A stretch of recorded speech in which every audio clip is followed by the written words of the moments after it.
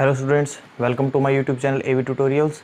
और आज मैं फिर से एक नई वीडियो के अंदर और नया टॉपिक तो पुराना है बट न्यूमेरिकल्स नहीं है। तो देखिए, मैंने कुछ न्यूमेरिकल्स लिख रखे हैं। ये जो न्यूमेरिकल्स हैं वो वेंट हो फैक्टर के बेसिस पे हैं। डिफरेंट जो कोलिगेटिव प्रॉपर्टीज़ हैं, मैंने बताया था कि जो कोलिगेटिव प्रॉपर्टीज़ पे एक्चुअली जो न्यूमेरिकल्स हैं, जो अच्छे न्यूमेरिकल्स हैं वो इंक्लूड करते हैं वेंट हो फैक्टर को। तो मैं उन्हीं न्यूमेरिकल्स को आपके लिए लेके आया हूँ। तो कुछ न्यूमेरिकल्स को मैंने स्क्रीन के ऊपर या सॉरी बोर्ड के ऊपर लिख रखा है, तो हम उनको सोल्व करते हैं। मैं आपको तरीका बताऊंगा किस तरह से way of solving the numericals की, कैसे आपको न्यूमेरिकल को अप्रोच करना है, कैलकुलेशंस आपकी होंगी। तो देखिए हम स्टार्ट करते हैं। तो सबसे पहले मैं आपको बोलूँगा कि आप एक बार फर्स्ट जो न्यूमेरिकल है उसकी स्टेटमेंट को अच्छे से रीड आउट कीजिए। ओके, कीजिए।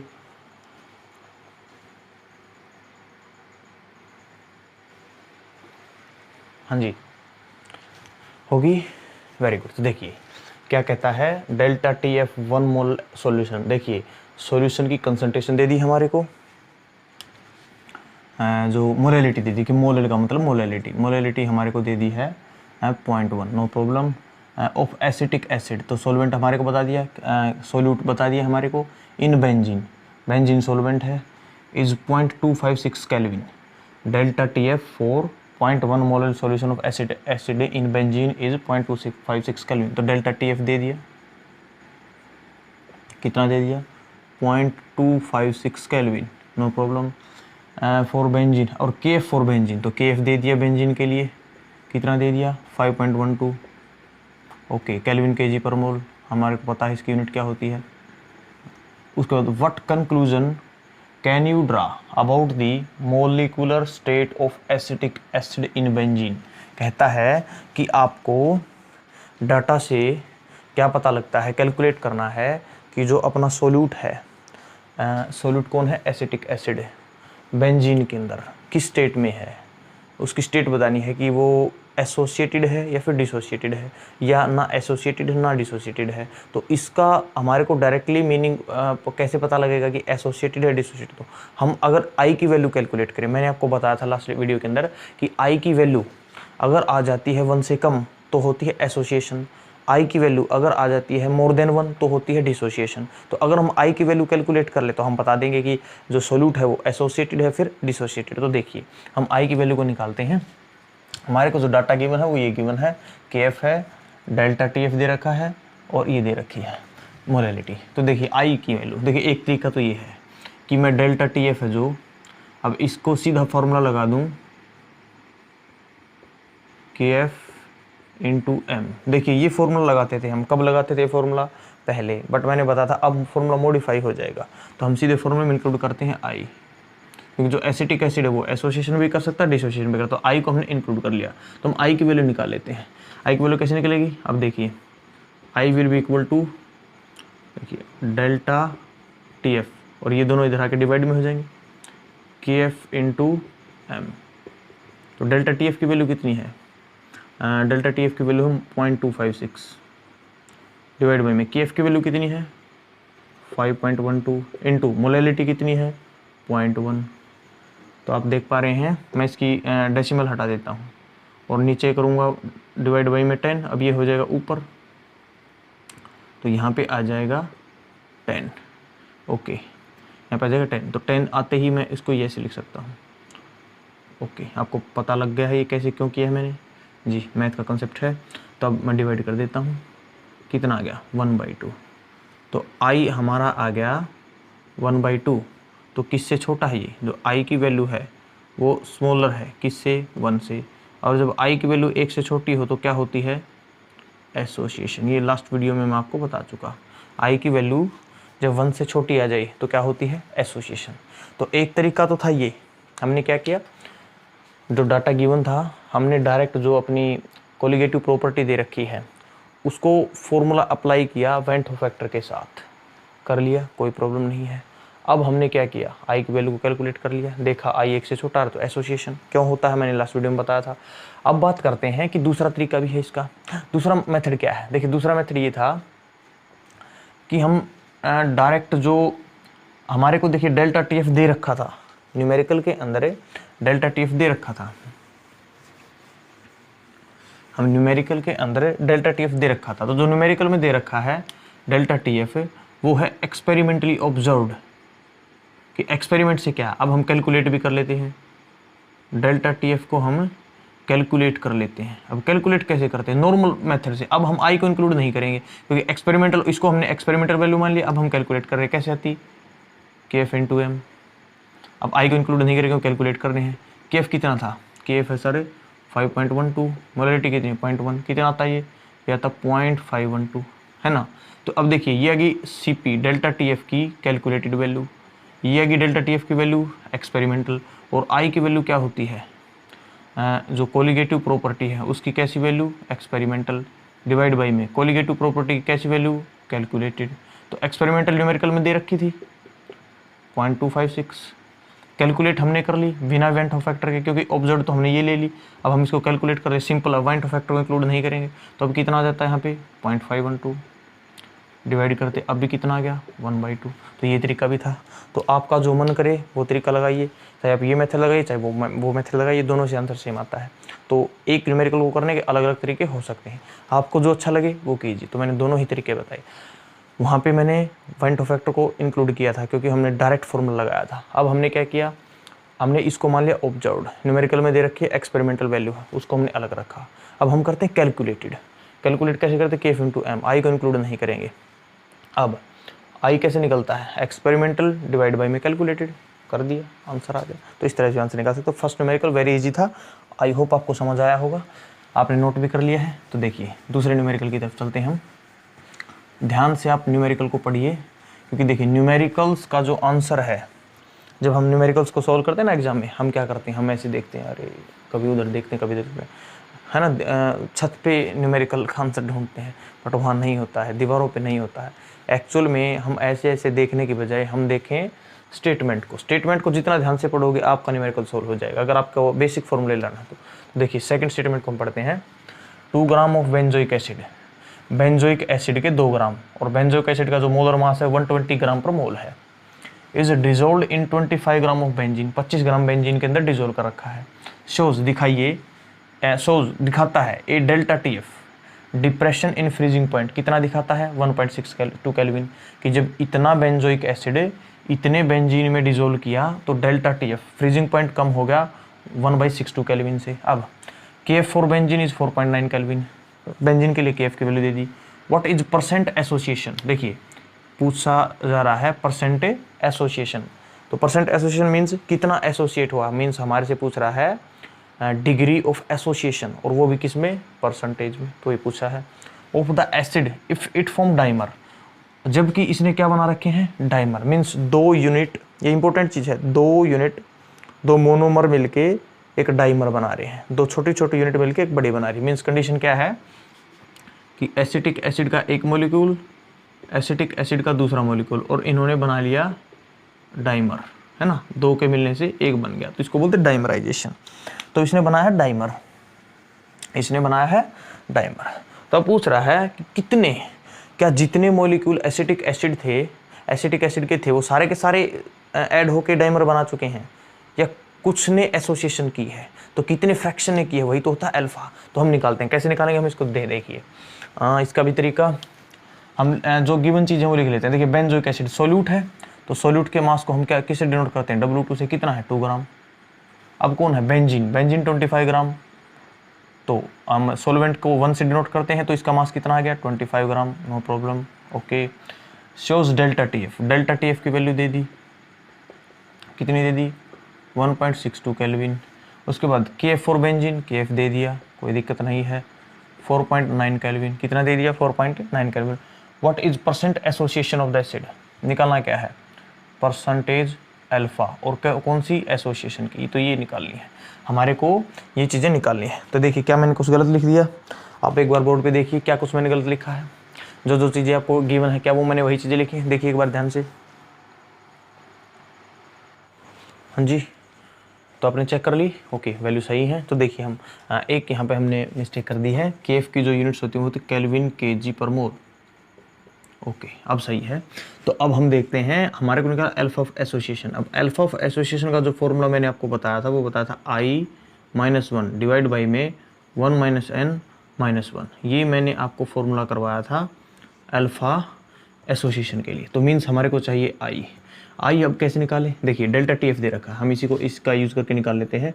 Delta T F will be equal to K F into molality into i, van't factor को इंक्लूड कर लिया।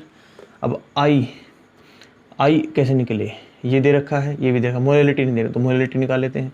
मोलैलिटी क्या होगा, number of moles of solute divide by में मास ऑफ सॉल्वेंट। ओके, अब number of moles of solute भी नहीं है तो number of moles of solute निकाल लेते हैं। क्या होगा, mass of solute divide by में मोलर मास ऑफ सोल्यूट, उसके बाद मोलर मास ऑफ सोल्यूट, उसके बाद क्या हो जाएगा, डिवाइड बाई में ये आगे मोल्स, तो मोलैलिटी के अंदर वैल्यू पुट कर लेते हैं। N2 क्या है, N2 है 2 डिवाइड बाई में 122 और साथ में डिवाइड में आ जाएगा W1 कितना है 25। ओके, अब देखिए जो सारी वैल्यूज़ हैं ये हमने पुट की है किसके अंदर, ये हमने पुट की है ग्राम्स के अंदर। और जब भी हम वैल्यू को ऐसे ग्राम में पुट करते हैं तो हम मल्टीप्लाई करते हैं 1000 से। क्यों करते हैं, मैंने कंसंट्रेशन टर्म में आपको बताया था। तो ये 25 से कैंसिल हुआ 40 पे, ये 2 से कैंसिल हुआ 61 पे, तो मोलैलिटी की वैल्यू आई 40 डिवाइड बाई में 61 को हम मान लेते हैं 60, 0 से 0 कैंसिल, ये आ गया 2/3, दैट इज मोलैलिटी आ गई 0.67, मोलैलिटी आ गई 0.67। अब मोलैलिटी आ चुकी है तो आई की वैल्यू निकाल लेते हैं। आई की वैल्यू क्या हो जाएगी, delta T F divide by में के एफ इंटू एम, है ना, ये इधर आके डिवाइड में। डेल्टा टी एफ की वैल्यू कितनी है, डेल्टा टी एफ की वैल्यू सर 1.62 डिवाइड बाई में के एफ की वैल्यू कितनी है 4.9, मोलैलिटी की वैल्यू कितनी है 0.67। तो जब आप इसको सोल्व करते हो तो आई की जो वैल्यू आती है हमारे पास वो आती है 504, तो आई आ गया हमारे पास। तो अब अल्फा एसोसिएशन हम निकाल सकते हैं। अब देखिए यहाँ पे आई है उसको, अब एन हो सकता है कुछ स्टूडेंट को समझ ना आ रहा हो कि एन क्या है।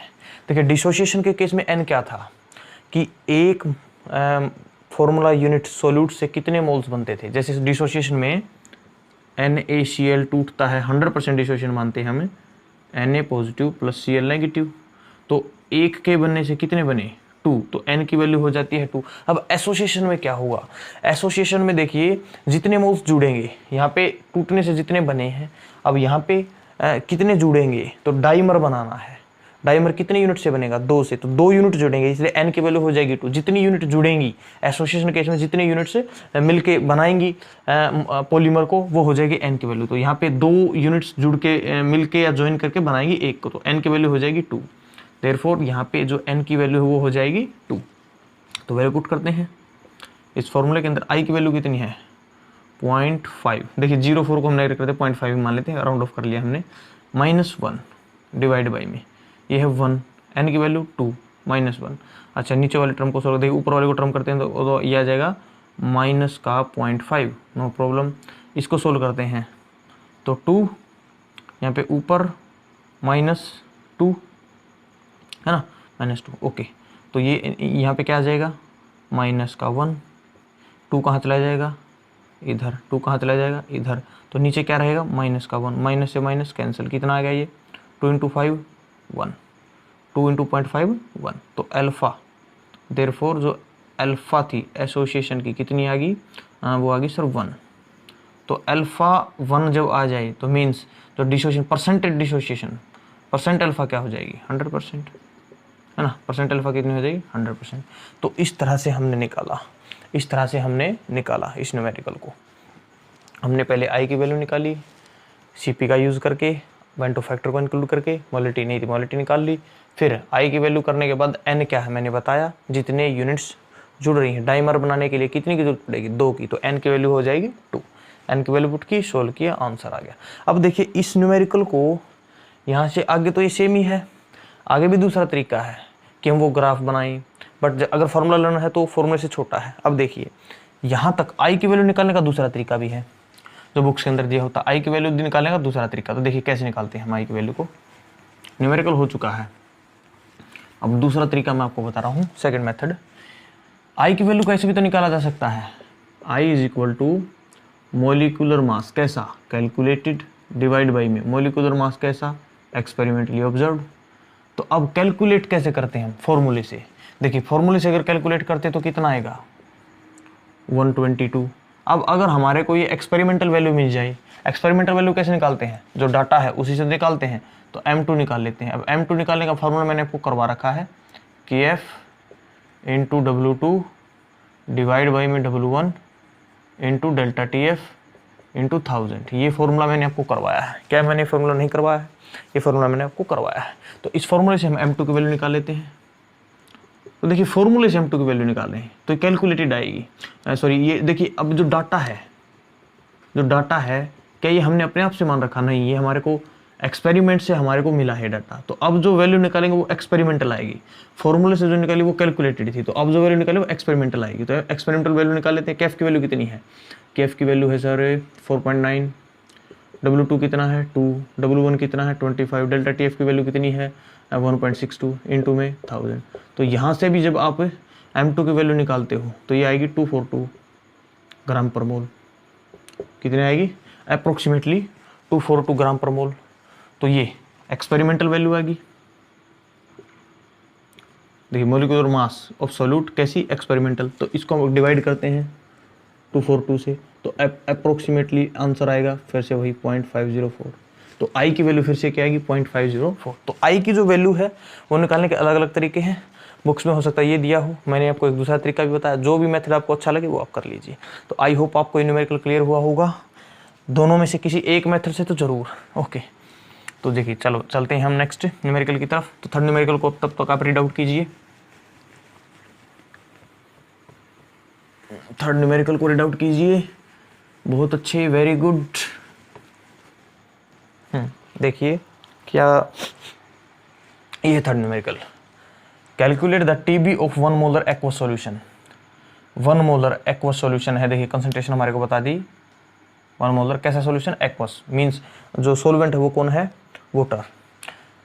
ओके, टीबी निकालना है, TB means boiling point of solution. Okay, जब सॉल्यूशन की डेंसिटी दे रखे 1.04, ओके, और सोल्यूट कौन है, केसीएल, और वाटर के लिए केबी दे रखा है। तो हमारे को पूछा है TB means boiling point of solution. तो बॉइलिंग पॉइंट ऑफ सॉल्यूशन की क्या एक ही फॉर्मूला हमने किया है बॉइलिंग पॉइंट ऑफ सॉल्यूशन निकालने का, क्या था, देखिए हमारे पास होता है डेल्टा टीबी, किसके इक्वल होता है, टीबी माइनस टीबी नोट। ये फॉर्मूला हमारे को आता है कि हमारे को अगर ये मिल जाए और ये मिल जाए तो हम टीबी की वैल्यू निकाल दें। कैसे निकलेगी टीबी की वैल्यू, टीबी की वैल्यू निकलेगी सर, देखिए इसको उधर भेज देते हैं, तो डेल्टा टीबी प्लस में टीबी नोट। तो ये अब अगर हमारे को ये दोनों वैल्यू मिल जाए तो हम टीबी की वैल्यू निकाल लें। अब डेल्टा टीबी दिया है, नहीं दिया है। टीबी नोट दिया है, कैसे दिया है सर, टीबी नोट क्या होता है, boiling point of pure solvent. अब सोलवेंट कौन है, देखिए एक्वा सॉल्यूशन है, एक्वा सॉल्यूशन का मतलब सोलवेंट कौन होता है, वाटर। टीबी हमारे को दे दिया, कितना होता है बॉइलिंग पॉइंट वाटर का, 373.15 केल्विन। ओके, अब उसके बाद है देखिए डेल्टा टीबी निकालने, मीन्स अगर हमारे को डेल्टा टीबी मिल जाए तो हम निकालते हैं सर डेल्टा टीबी। अब डेल्टा टीबी का फॉर्मूला हमने क्या पढ़ रखा है, डेल्टा टीबी का हमने फॉर्मूला पढ़ रखा है KF into M into I। Okay, तो अब यहाँ से भी निकाल सकते हैं, या फिर हम क्या कर सकते हैं, अब I है क्या हमारे पास। अब देखिए आई क्या इस क्वेश्चन में गिवन है, एक बार आप थोड़ा सा टाइम लीजिए, आप इस न्यूमेरिकल को देख के बताइए क्या हमारे को आई गिवन है, क्या हमारे को आई गिवन है। आप कहेंगे सर नहीं, मैं कहता हूँ गिवन है। तो देखिए यहाँ से एक नई कंसेप्ट हम सीखते हैं, इंपॉर्टेंट है। अब इस क्वेश्चन में कहीं पे भी अल्फ़ा नहीं पूछा गया है, इस क्वेश्चन में अल्फ़ा नहीं पूछा गया है और ना ही अल्फ़ा कैलकुलेट करने को बोला है। तो जब ऐसा केस हो कि ना अल्फ़ा पूछा गया है और ना ना तो अल्फ़ा गिवन है ना अल्फ़ा कैलकुलेट करने को बोला है, इस केस में हम अल्फ़ा 100% मानते हैं। इस केस में हम मान लेते हैं कि जो सोल्यूट है वो 100% डिसोशिएट होगा। तो हम मान लेते हैं कि जो अल्फ़ा है वो 100% है या फिर उसकी वैल्यू 1 है। तो जब अल्फ़ा की वैल्यू 1 हो जाए तो आई की वैल्यू मैंने बता रखा है, आई की वैल्यू क्या होती है कि जितने सोल्यूट से आयन बन सकते हैं। तो KCl के टूटने से, देखिए KCl के टूटने से क्या बनेगा, K पॉजिटिव प्लस में Cl नेगेटिव। तो एक आयन तो ये बना, एक ये बना, तो टोटल कितने बने 2। देयरफॉर आई की वैल्यू क्या हो जाएगी 2। KCl के लिए अब आई की वैल्यू क्या हो जाएगी 2। इंपॉर्टेंट है, ये मैंने आपको बताया था लास्ट वीडियो के अंदर। कैसे है। अगर नहीं आपको समझ आ रहा कि ये आई कैसे, तो पहले वो वीडियो देखिए। आप वीडियो के जो डिस्क्रिप्शन में जाइए, वहाँ पे आपको 12th केमिस्ट्री का लिंक मिलेगा, उसको सिलेक्ट कीजिए, वहाँ पे आपको वीडियो मिल जाएगी। तो देखिए आई की वैल्यू आ गई 2। अब क्या चाहिए, अब KF चाहिए। KF है मोलैलिटी, मोलैलिटी है, मोलैलिटी 1 मोलर सॉल्यूशन है, 1 मोलर सॉल्यूशन है। तो देखिए हमारे को मोलैरिटी दे रखी है, मोलैरिटी दे रखी है। मोलैरिटी कितनी दे रखी है, 1 मोलर, मीन्स 1 मोल सोल्यूट का 1 लीटर के अंदर। बट चाहिए क्या, मोलैलिटी। हमारे को चाहिए क्या है, मोलैलिटी। मोलैलिटी कैसे निकालें, मोलैलिटी होती है sir number of moles of solute divide में weight of solvent, weight of solvent. अब number of moles of solute तो हैं, ये रहे 1, number of moles of solute तो मिल गई। वेट ऑफ सॉल्वेंट निकाले, तो वेट ऑफ सॉल्वेंट कैसे मिले, वेट ऑफ सॉल्वेंट अगर हमारे को, वेट ऑफ सॉल्वेंट हम निकाल सकते हैं कैसे, weight of solution, weight of solution minus weight of solute, weight of solute ऐसे निकाल सकते हैं हम। सॉल्वेंट का जो वेट कैसे निकालते हैं, weight of solution minus weight of solute. अब वेट ऑफ सॉल्यूशन है क्या, वेट ऑफ सॉल्यूशन है, बिल्कुल है। देखिए डेंसिटी किस लिए दी है, डेंसिटी इसी वजह से दी है 1 मोलर। 1 मोलर का मतलब है 1 मोल सोल्यूट का 1 लीटर सॉल्यूशन के अंदर, मीन्स हमारे को सॉल्यूशन की वॉल्यूम दे दी, सॉल्यूशन की वॉल्यूम दे दी 1 लीटर, मतलब 1000 मिलीलीटर, 1000 मिलीलीटर। और डेंसिटी दे दी, डेंसिटी भी किसकी है, सॉल्यूशन की 1.04 ग्राम पर मिलीलीटर, ग्राम पर मिलीलीटर, इसलिए मैंने वॉल्यूम को बदल लिया 1000 मिलीलीटर में। अब मास कैसे निकलता है, मास आपको पता है डेंसिटी इंटू में वॉल्यूम, डेंसिटी इंटू में वॉल्यूम। तो डेंसिटी कितनी है 1.04, वॉल्यूम कितनी है 1000, तो मोलैलिटी कितनी आ गई, मोलैलिटी आ गई sir 1040 gram, sorry mass, mass of solution आ गया, मास ऑफ सॉल्यूशन आ गया 1040। देखिए वॉल्यूम भी सॉल्यूशन की थी, डेंसिटी भी सॉल्यूशन की, इसीलिए मास भी किसका आया है, सॉल्यूशन का। तो अब मास ऑफ सॉल्यूशन मिल गया 1040 minus weight of solute, weight of solute कैसे आई, मास ऑफ सोल्यूट या फिर वेट ऑफ सोल्यूट। देखिए कितने मोल्स हैं सोल्यूट के, 1, क्योंकि 1 मोलर का मतलब क्या है 1 मोल, तो 1 मोल है। और सोल्यूट का पता है क्या जी, KCl। तो KCl का 1 मोल का मास क्या होता है, कैसे निकालेंगे, पोटाशियम प्लस में क्लोरीन, पोटाशियम का कितना होता है 39, क्लोरीन का 35, तो ये होगा 74.5। कैसे निकलता है KCl का, क्या बताऊं क्या, KCl का कैसे निकलता है, पोटाशियम का 39 प्लस क्लोरीन का 35.5 ऐड करोगे तो 74.5। तो अब ये जो वैल्यू है इसको हम मान लेते हैं अप्रोक्सीमेट करके 75, कोई दिक्कत नहीं है। ये आ गया सर 965 ग्राम, ये आ गया। तो मास ऑफ सोलवेंट आ गया 965 ग्राम, तो मास ऑफ सोलवेंट आ गया। अब निकालना क्या है, मोलैलिटी, क्या निकालनी थी, मोलैलिटी। मोलैलिटी में वैल्यू पुट कर देते हैं। मोल्स ऑफ सोल्यूट कितने हैं, मोल्स ऑफ सोल्यूट है सर 1, और जो W1 मास ऑफ सोलवेंट कितना आ गया 965। अब रहता है कुछ, बिल्कुल रहता है, देखिए ग्राम में वैल्यू है तो मल्टीप्लाई करेंगे 1000 से, मल्टीप्लाई करेंगे 1000 से, तो ये आ गया हमारे पास मोलैलिटी, ये आ गया हमारे पास है मोलैलिटी। तो अब डेल्टा टी भी निकाल सकते हैं क्या, डेल्टा टी भी निकाल सकते हैं कैसे, KF की वैल्यू, KF की वैल्यू कहाँ है, KF की वैल्यू का दे रखी है क्या, KF की वैल्यू दे रखी है जी, दे रखी है 0.52, सॉरी KB, देखिए यहाँ पे मैंने KF लिख रखा है, यहाँ पे KB आएगा, KB, क्योंकि देखिए elevation boiling point, molal elevation KB, sorry मैंने लिख दिया था ये 0.52, KF लिखा था उसकी बजाय KB है। तो मोलैलिटी कितनी है, मोलैलिटी है सर ये रही 1000 बाई में 965 into went of factor, went of factor कितना है 2, इंटू वेंट ऑफ फैक्टर कितना है 2। तो यहाँ से अगर हम डेल्टा TB की वैल्यू निकालते हैं, तो यहाँ से अगर हम डेल्टा TB की वैल्यू निकालते हैं तो अप्रोक्सीमेट जो वैल्यू आती है वो कितनी आती है सर, वो आती है 1.78, वो आती है 1.78 अप्रोक्सीमेट 1.78 क्या केल्विन। तो डेल्टा TB की वैल्यू कितनी आएगी 1.78 केल्विन, अगर इसको हम सोल्व आउट करते हैं। ओके, तो डेल्टा TB की वैल्यू आ गई 1.78। अब निकालना क्या था, डेल्टा TB तो नहीं निकालना था, हमारे को निकालना था TB, हमारे को लगता है TB, फॉर्मूला लिख रखा है, वैल्यू पुट कर दीजिए। डेल्टा TB कितना है 1.78 प्लस टीबी नोट कितना 373, तो कैलकुलेट करके लिख दीजिए, ये आ जाएगा हमारा टीबी, ये आ जाएगा हमारा टीबी। तो इस तरह से हमने इस न्यूमेरिकल को भी अप्रोच किया। हमारे से पूछा था टीबी कैसे निकालें, साथ में मोलैरिटी दे रखी थी, डेंसिटी दे रखी थी और के भी दे रखा था, साथ में सोल्यूट बता रखा था। कंसीडर किया कि ना तो अल्फ़ा पूछा गया है ना अल्फ़ा गिवन है, तो अल्फ़ा को मान लिया हमने 100%। तो हमने देखा कि टीबी को तो ऐसे निकाला जा सकता है। अब देखा तो हमारे को डेल्टा टीबी की ज़रूरत पड़ेगी, दूसरी टीबी नोट की, टीबी नोट गिवन है।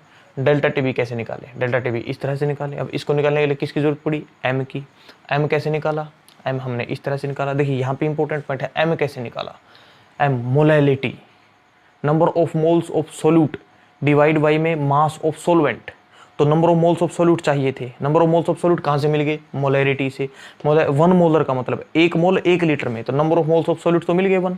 अब चाहिए था दूसरा मोलैरिटी निकालने के लिए मास ऑफ सोलवेंट। कहाँ से कैसे निकाले कि सॉल्यूशन का मास माइनस में सोल्यूट का मास। अब सॉल्यूशन का मास कैसे निकाले, सॉल्यूशन की वॉल्यूम दे रखी थी, सॉल्यूशन की डेंसिटी दे रखी थी, डेंसिटी इंटू वॉल्यूम, मास आ गया। अब किसका आया, सॉल्यूशन का आया। सॉल्यूशन में से किसका मास कम कर दे, सोल्यूट का। अब सोल्यूट का मास भी नहीं दे रखा। देखिए 1 मोल सोल्यूट के हैं, 1 मोल सोल्यूट के हैं, तो 1 मोल का सोल्यूट का मास क्या होगा, मोलर मास। ये तो KCl का निकाल लिया, कितना आया 75 ग्राम, 74.5 ग्राम। माइनस कर दिया मास ऑफ सोलवेंट, डिवाइड कर दिया मोलैलिटी, 1000 क्यों मल्टीप्लाई किया वो भी मैंने आपको बता। मोलैलिटी आने के बाद हमारे को क्या निकालना था, डेल्टा टीबी, फॉर्मूले में वैल्यू पुट करके निकाल दी। फिर क्या निकालना था, टीबी को। तो इस तरह से हमने इस न्यूमेरिकल को अप्रोच किया। अब देखिए डेल्टा टीबी निकालने का यहाँ से दूसरा तरीका भी हो सकता था। कैसे, हम निकालते मोलर मास ऑफ सोल्यूट, किसको इंक्लूड करके, आई को इंक्लूड करके, या हम ऐसे ना करके मोलर मास ऑफ सोल्यूट निकालते। तो वो मैंने जैसे पिछले न्यूमेरिकल के अंदर वो मेथड करवाया था, तो हर न्यूमेरिकल के अंदर पॉसिबल तो है नहीं 2 मेथड में करवाऊँ। मैंने एक मेथड से समझाया है, आपको आई होप समझ आया होगा। तो देखिए, तो नेक्स्ट न्यूमेरिकल करते हैं हम नेक्स्ट न्यूमेरिकल करते हैं। ये आपने नोट कर लिया है, बहुत अच्छी, वेरी गुड। आपकी जो टेपने की स्पीड है वो तो बड़ी अच्छी है, बहुत अच्छी। तो हम देखते हैं next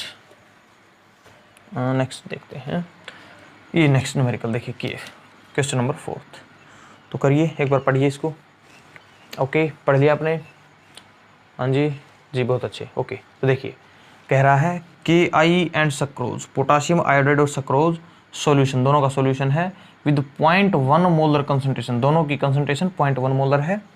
have osmotic pressure, pi osmotic pressure of 0.465 ATM and 0.245 ATM।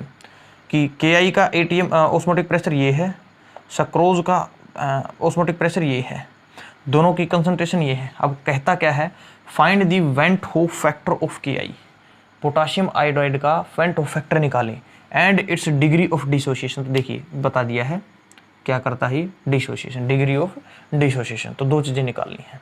I hope आपने जो स्टेटमेंट को अच्छे से रीड आउट कर लिया है, क्योंकि मैंने बताया न्यूमेरिकल को सोल्व करने का जो तरीका वो किस में होता है, वो होता है सर अपने स्टेटमेंट के अंदर। तो देखिए हम निकालते हैं इस न्यूमेरिकल को। हमारे को दोनों की, देखिए एक तो KI है और दूसरा सक्रोज है। KI की कंसंट्रेशन दे रखी है 0.1 मोलर, सक्रोज की कंसंट्रेशन दे रखी है 0.1 मोलर।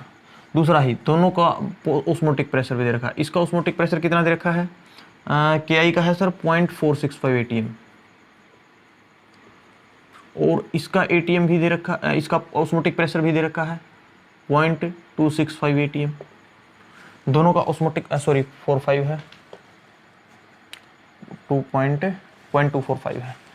तो अब पूछता है एक वेंट होफ फैक्टर, KI के लिए वेंट होफ फैक्टर कैसे निकालें, देखिए दोनों की पाई, दोनों को ऑस्मोटिक प्रेशर दे रखा है। तो अगर हम ध्यान दें तो जो KI है वो एक इलेक्ट्रोलाइट है, ऐसा सॉल्यूट है जो इलेक्ट्रोलाइट है, डिसोसिएट होगा।